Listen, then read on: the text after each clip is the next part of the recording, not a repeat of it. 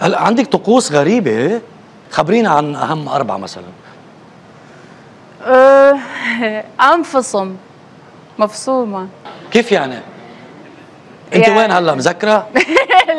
لا مرات والله أصحى كثر السفر وربي جد. إيه؟ كثر السفر مرات أصحى أقول أنا وين؟ بس إيه؟ الفصمة اللي عندي إياها إن أنا أحب أختفي، أحب أسكر تليفوني كطقوس. طقوس ثانية هي إن أنا مخدتي معايا. هي من شو معمولة مخدتك؟ من رقبة الدنك، ريش النعام، يعني بس رقبتها عندي الركبة مشكلة. ولا الركبة؟ لا لا رقبتها. من رقبة النعامة؟ اي عندي مشكلة إذا ما نمت عليها أمرض جد. عندي طقوس أنا جدا، يعني حتى صعبة يمكن عشان كذا تطلق ما حد يستحملني. مزبوط. بتعملي حوار مع السقف يعني؟ تفتح حوار حديث؟ ايه. أنت قاعدة تحكي مع الحياة يعني؟ ايه. ليه؟ أول ما أصحى عندي اجتماع يكون فوق كذا. مع مين بتحكي؟ مع السقف.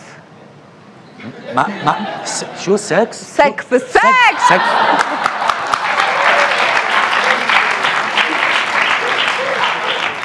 شو بتقولي له للسقف؟ اسوي البلان كلها فوق كذا، تلاقيني نايمه وكذا افكر. اذا كنت شي مره نايمه مثلا ما في سقف، مع مين بتحكي؟ لا ما اقدر. لازم يكون في سقف. شو قلتي؟ شو هي سقف؟ يا عمي سقف. تيجوا نعمل سقف.